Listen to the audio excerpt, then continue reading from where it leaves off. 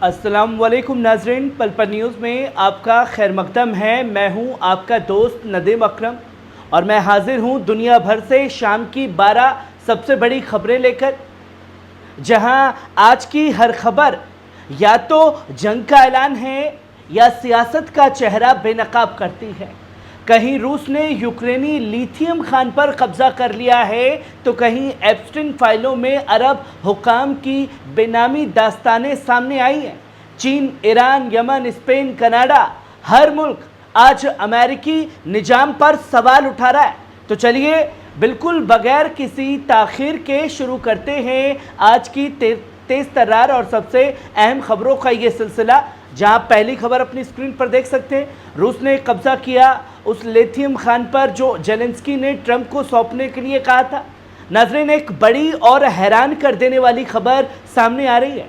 रूस ने यूक्रेन की वो लिथियम माइन अपने कब्जे में ले ली है जिसका जिक्र अमेरिकी सदर डोनाल्ड ट्रंप और जेलेंस्की के दरमियान हुए एक मिनरल डील पर हुआ था। जेलेंस्की हुकूमत ने खान 2022 में ट्रंप को देने का वादा किया था ताकि अमेरिका यूक्रेन की हिफाजत में और ज़्यादा दिलचस्पी ले, मगर अब रूसी फौज ने इस इलाके को सीज कर लिया है और यह ऐलान किया है कि यूक्रेन अब अपने वादे पूरे नहीं कर सकेगा। और यह डेवलपमेंट सिर्फ मिनरल की नहीं बल्कि जियोपॉलिटिकल के बहुत गहरे मोर्चे को खोल रही है। क्या ट्रंप और रूस की साजिश भी इसमें शामिल है या फिर ये अब सिर्फ एक ताकत की नई चाल है? वहीं आप दूसरी खबर देखिए, एप्स्टीन फाइल में अरब दुनिया के बादशाहों का नाम शामिल। नाज़रीन, एक हैरान कर देने वाला इंकशाफ अमेरिकी ज़राए के ज़रिए सामने आया है। जेफरी एप्स्टीन की बदनाम फाइलों में अब एक अरब ममालिक के कई बड़े नेताओं का नाम शामिल है, जिसमें सऊदी अरब, यूएई, कतर जैसे ममालिक के सदर, बादशाह और हुकाम शामिल हैं। इन्हीं फाइलों में अमेरिका और इजरायली रसूखदार शख्सियतें भी दर्ज हैं जो इस पूरे स्कैंडल का हिस्सा बताई जा रही हैं। ये इल्ज़ामात सिर्फ अफवाह नहीं है बल्कि अमेरिकी हुकूमती दस्तावेजों में मौजूद है, जिन्हें जल्द पब्लिक डोमेन में लाया जा सकता है। क्या इस खुलासे से अरब अमेरिकी ताल्लुकात में दरार पड़ेगी? क्या हकीकत सामने आएगी? फिर सब कुछ दबा दिया जाएगा? आखिर क्या है एप्स्टीन फाइल्स? FBI और CIA जैसी एजेंसियों के पास एप्स्टीन से जुड़े सीक्रेट डॉक्यूमेंट्स हैं जिसमें बताया जाता है कि कौन कौन रसूखदार लोग उसकी पार्टियों और सेक्स रैकेट का हिस्सा थे। अब इन एप्स्टीन फाइलों में अरब देशों के बादशाहों, सदर, हुकाम और अमेरिकी इजराइल नेताओं के नाम भी सामने आ रहे हैं। वहीं आप तीसरी खबर देख सकते हैं, रूस ने ब्राज़ील अमेरिका तिजारती तनाज़े पर किया करारा जवाब। नाज़रीन, एक बार फिर से अमेरिका की सियासत और माशी हालत पूरी दुनिया के सामने बेनकाब हो गई है। ब्राज़ील और अमेरिका के दरमियान तिजारती जंग अब एक और ज़्यादा संगीन हो चुकी है और इस बार रूस ने उस पर एक तीखा बयान दिया है। रूस का कहना है कि मसला ट्रंप नहीं है बल्कि असल मसला वो करोड़ों अमेरिकी हैं जिन्होंने उन्हें सदारत के लिए चुना। यानी रूस ने साफ तौर पर कहा कि अमेरिका आज जिस बहरान से गुजर रहा है वो किसी एक शख्स की नहीं, पूरे नज़रिया और वोटरों की नाकामी है।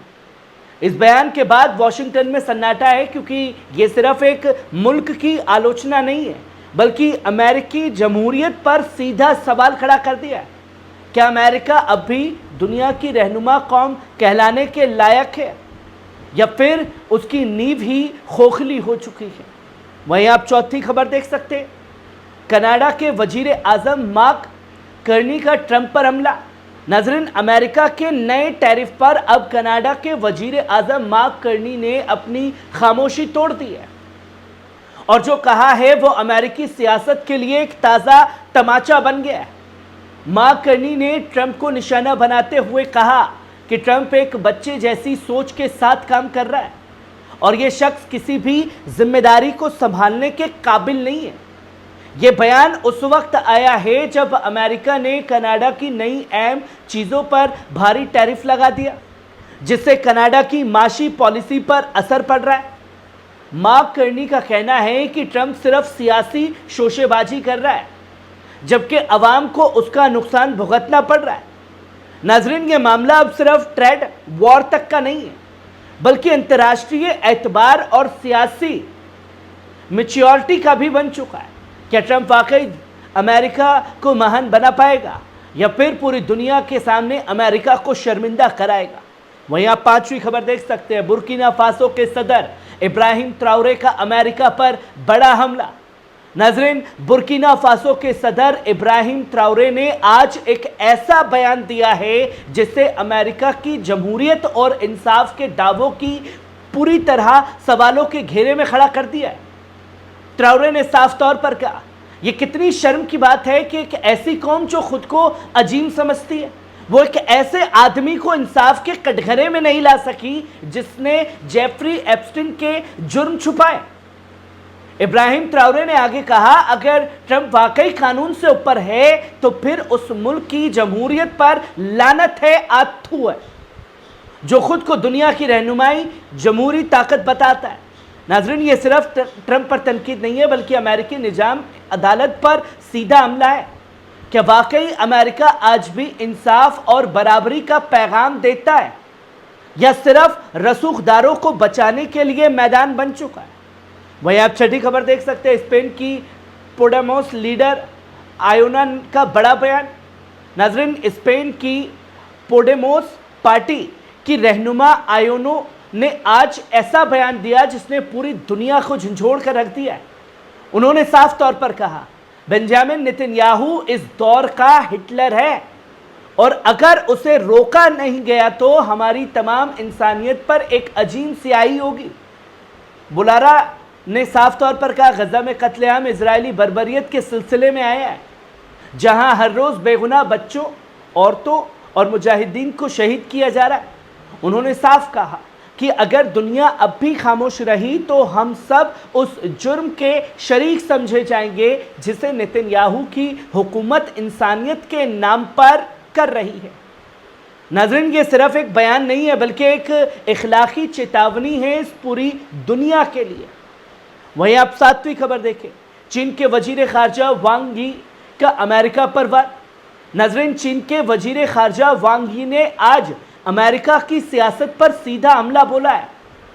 انہوں نے امریکہ پر ہر مسئلے میں حد سے زیادہ دخل اندازی کرتا ہے، مگر اسے سب سے پہلے اپنے گربان میں جھانکنا چاہیے، اپنے گھر کو ٹھیک کرنا چاہیے۔ وانگ یی کا اشارہ امریکہ کی اندرونی ناکامیوں کی طرف ہے، جہاں نسل پرستی، انصاف کا دوہرا معیار اور سیاسی انتشار ہر روز بڑھتا جا رہا ہے۔ انہوں نے صاف طور پر کہا کہ دوسروں کو نصیحت دینے سے پہلے امریکہ کو چاہیے کہ وہ اپنی عوام، اپنا نظام اور اپنی ساکھوں کو سنبھالیں۔ یہ بیان صرف امریکہ کی تجارتی یا سیاسی پالیسی پر نہیں ہے بلکہ اس کی پوری جمہوری سوچ پر سوالیہ نشان ہے۔ وہیں آپ آٹھویں خبر دیکھ سکتے ہیں، یمن کے صدر نے آج ایک نہایت سخت اور بے باک اعلان کر دیا ہے، پورے علاقے کو ایک نئی جنگی موڑ پر لا کھڑا کیا ہے۔ انہوں نے صاف کہا، کوئی بھی جہاز جو اسرائیل سے تعلق رکھتا ہے وہ اب لال سمندر سے ہرگز نہیں گزرے گا، چاہے اس کی جو بھی قیمت ادا کیوں نہ کرنی پڑے۔ یہ اعلان اس وقت آیا ہے جب حوثی مجاہدین لگاتار اسرائیل اور اسرائیلی نسبت جہازوں کو نشانہ بنا رہے، اور اب یمنی حکومت نے بھی کھل کر اپنی پوزیشنز واضح کر دی ہے، وہ انصار اللہ کے ساتھ ہے۔ اس بیان کے بعد ممکن ہے کہ امریکہ اور اس کے اتحادیوں کی طرف سے نیا تنازع کھڑا ہو۔ ناظرین، یہ صرف بندرگاہ کی نہیں بلکہ قومی غیرت اور فلسطینی مسئلے کی لڑائی بن چکی ہے۔ وہیں آپ نویں خبر دیکھیے، جیکی چین کا بیان، چین کو جمہوریت نہیں اسٹیبلٹی کی ضرورت ہے۔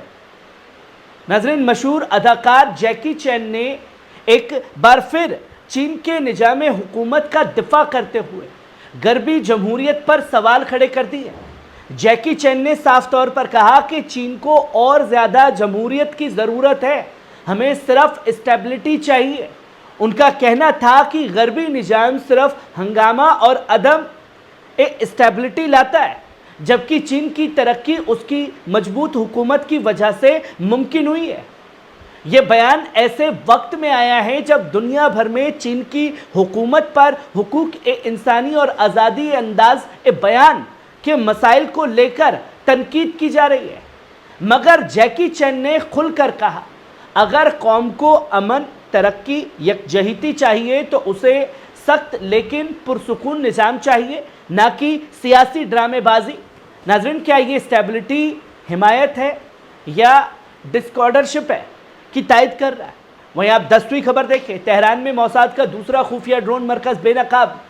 नाज़रीन, ईरान की एजेंसियों ने एक बार फिर ज़बरदस्त कामयाबी हासिल की है। तेहरान के अंदर इजरायली मोसाद की एक और खुफिया साजी फैक्ट्री का पर्दाफाश हुआ है, जो पूरी तरह गैरकानूनी और जासूसी मकसद के लिए इस्तेमाल किया जा रहा था।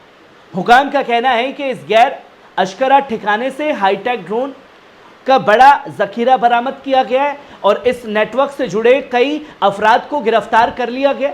बताया यह जा रहा है कि यह मरकज़ ईरान के अंदरूनी अमन के लिए एक साजिश का अड्डा बन चुका था, जिसे अब पूरी तरह सील कर दिया गया। नाज़रीन, ये इंकशाफ साफ तौर पर बताता है कि इजरायली एजेंसियां अब भी ईरान की सरजमीन पर दाखिल होने की कोशिश कर रही है, मगर ईरान ने एक बार फिर साबित किया कि उसकी सलामती से खेलने वालों को हरगिज़ बख्शा नहीं जाएगा। वहीं आप 11वीं खबर देख सकते हैं, चीन ने बनाया साइबोर्ग मधुमक्खी। नाज़रीन, चीन के साइंसदानों ने एक और हैरत अंगेज इन्वेंशन किया है, को अंजाम दिया है। अब हकीकत में साइबोर्ग बीज तैयार कर लिया गया है। इन जिंदा मधुमक्खियों के जिस्म पर सिर्फ 74 मिलीग्राम वजन वाला ब्रेन कंट्रोलर लगाया गया है, जिससे इन्हें रिमोट के जरिए काबू में लाया जा सके। हुकाम का कहना है कि इन मशीनी जैविक मखलूक का इस्तेमाल फौजी जासूसी, आफत एक कुदरती में रेस्क्यू ऑपरेशंस या उन जगहों पर किया जाएगा जो इंसानों के लिए बेहद खतरनाक है। यानी अब तकनीक और कुदरत का मेल एक नया दौर शुरू कर रहा है, जहां जानवर भी इंसानी मंसूबों का हिस्सा बनाए जा रहे हैं। नाज़रीन, ये इल्मी कामयाबी है या माहौलियाती ख़तरा, इस पर बहस अभी बाकी है। वहीं आप आखिरी और 12वीं खबर देखें, फ़ौरन फ़लस्तीन के सियासी तस्लीम किया जाए, ब्रिटेन की तरफ से ऐलान किया गया। ब्रिटेन की सियासत से एक अहम और ताज़ा तरीन पेशरफ्त सामने आई है। लेबर पार्टी से ताल्लुक़ रखने वाले 60 अरकान पार्लियामेंट ने अपनी हुकूमत से ज़ोरदार मुतालबा किया है कि बगैर किसी ताख़ीर के फ़लस्तीन को एक खुद मुख्तार रियासत के तौर पर तस्लीम किया जाए। इन एमपीज़ का कहना है कि अब वक्त आ गया है कि ब्रिटेन सिर्फ अल्फाज नहीं बल्कि अमली कदम उठाए, ताकि फ़लस्तीनी अवाम को उनका हक और खुद मुख्तारी मिले। यह बयान ऐसे वक्त में आया है जब गज़ा में इजरायली बर्बरियत पर पूरी दुनिया में एहतजाज जारी है और अमेरिका व यूरोप पर दोहरा मयार अपनाने का इल्ज़ाम लग रहा है। नाज़रीन, क्या ब्रिटेन अब सच में इंसाफ की तरफ कोई कदम उठाएगा या ये सिर्फ एक सियासी बयान बनकर रह जाएगा, जिसकी तस्वीरें लोगों के सामने बहुत जल्द होंगी?